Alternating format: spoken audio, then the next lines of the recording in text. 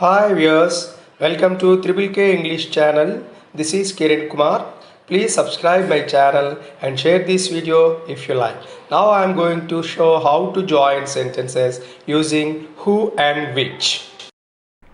Joining clauses. How to join sentences using WH words. Who, which, whom, where. వీటితో సెంటెన్సెస్ని ఎట్లా join చేయాలి, how to join sentences using this WH words. First let us discuss the word who. హూతో సెంటెన్సెస్ని ఎలా join చేద్దామో చూద్దాం.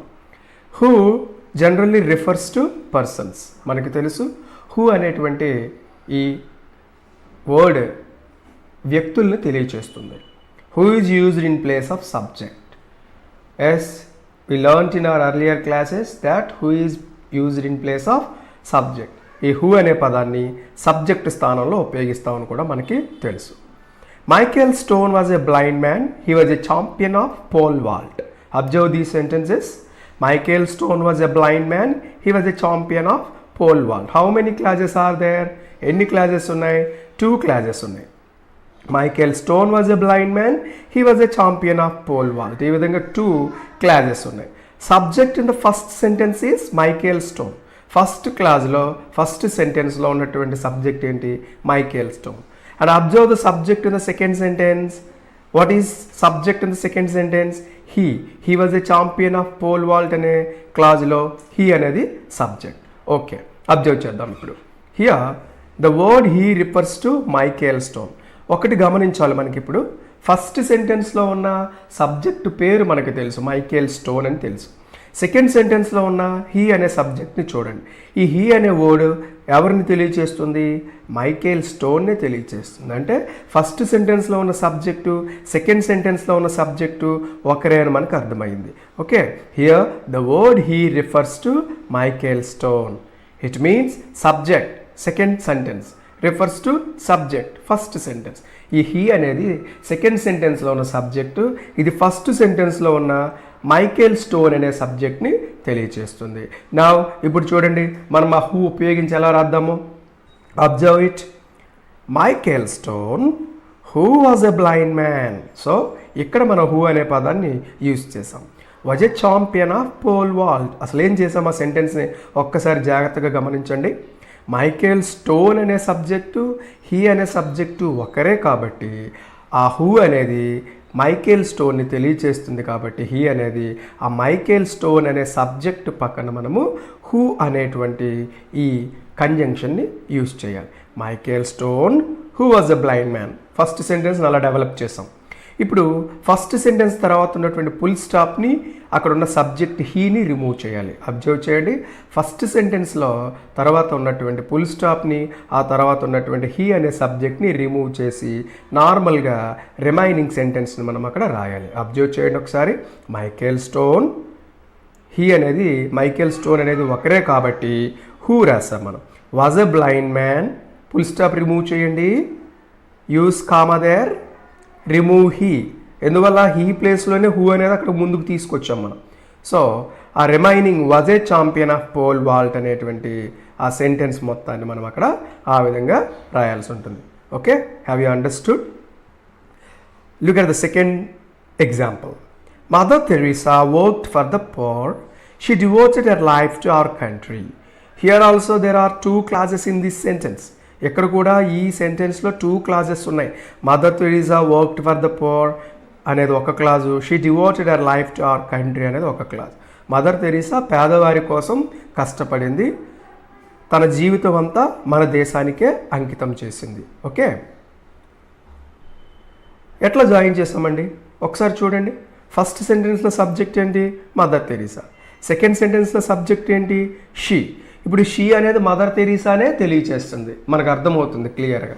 So ఎట్లా మనం జాయిన్ చేయొచ్చు హూతో? చూడండి, Mother Teresa put a comma, insert who and remaining sentence అని రాసేయండి. Worked for the poor, comma ఉంచండి, షీ రిమూవ్ చేయండి, అక్కడ ఫుల్ స్టాప్, షీ రిమూవ్ చేయండి, devoted her life to our country. Have you understood? Mother Teresa and she are the same persons. ఇద్దరు ఒకటే కాబట్టి ఆ హూ అనే వర్డ్ని సబ్జెక్ట్ పక్కన ఉంచుతాం, ఆ షీని రిమూవ్ చేస్తాం. Mother Teresa who worked for the poor devoted her life to our country. Comma full stop remove చేసాము, షీ అనే సబ్జెక్ట్ని రిమూవ్ చేసాము. రిమైనింగ్ సెంటెన్స్ని మనం అక్కడ రాయటం జరిగింది. Observe the third sentence. They teach us, they are our teachers. How many classes are there? They teach us is a class, they are our teachers is another clause. They teach us అనేది ఒక clause, they are our teachers అనేది ఒక class. Okay, ఇప్పుడు చూద్దాం. First సెంటెన్స్లో ఉన్న they, second సెంటెన్స్లో ఉన్న దే ఒకటే.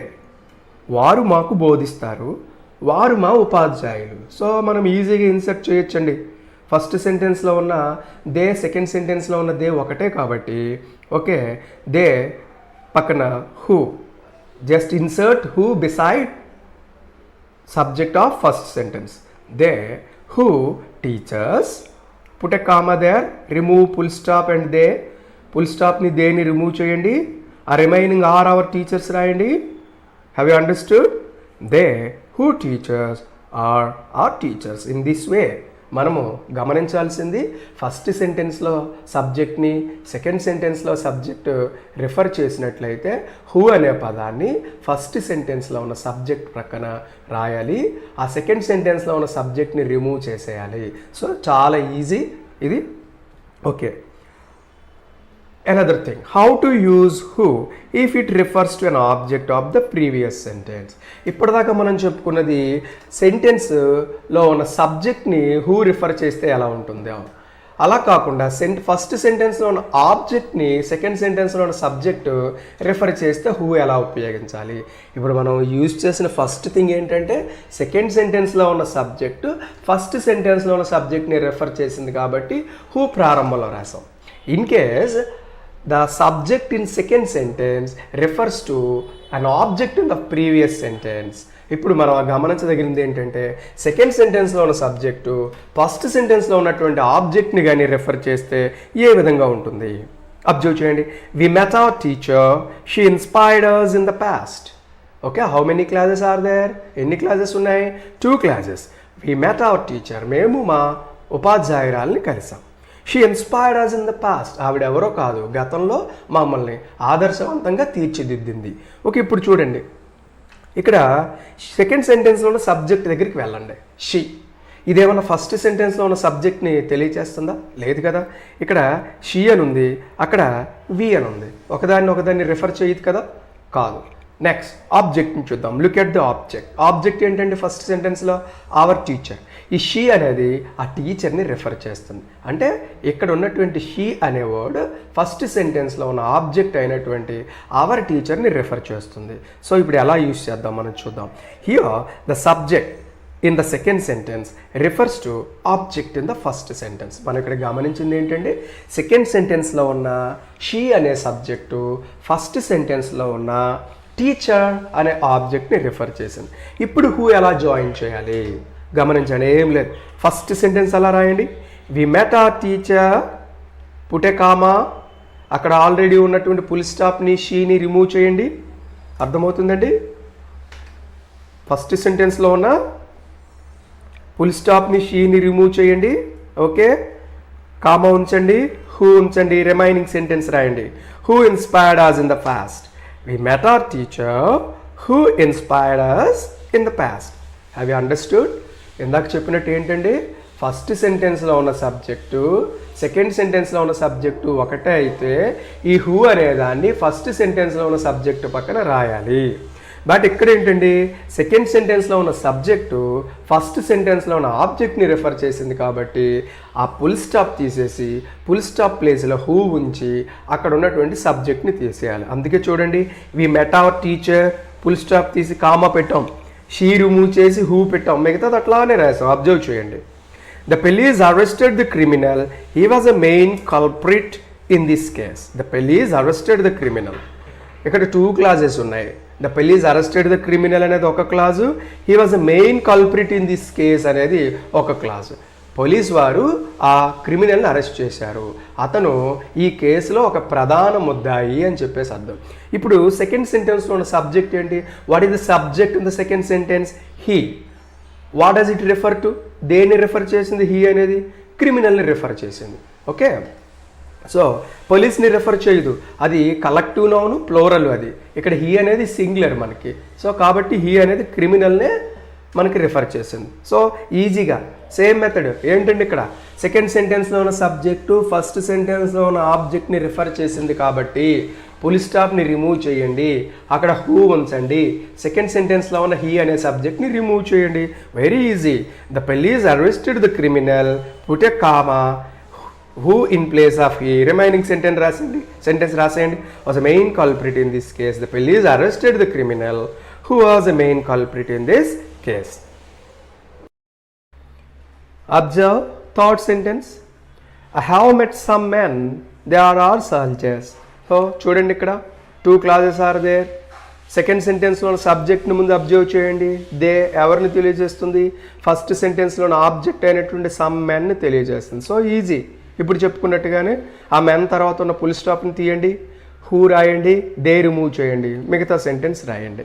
I have met some men, put a comma, use who in place of they. Some men తర్వాత ఫుల్ స్టాప్ని రిమూవ్ చేసి దే స్థానంలో హూ రాయండి, మిగతాది అలా రాసేయండి. I have met some men who are soldiers. Okay, now learn another word which. ఇవన్నీ WH words ఇవి. ఈ విచ్ అనే దాన్ని మనము it is used to refer things or animals. వస్తువుల్ని లేదా జంతువుల్ని తెలియచేయడానికి విచ్ అనే పదాన్ని ఉపయోగిస్తాం. She has a nice pen, it is brought by her father. Okay, చూద్దాం 2 clauses అండి ఇక్కడ. సెకండ్ సెంటెన్స్లో ఉన్నటువంటి ఇట్ని చూడండి. Here it refers to a pen in the first sentence.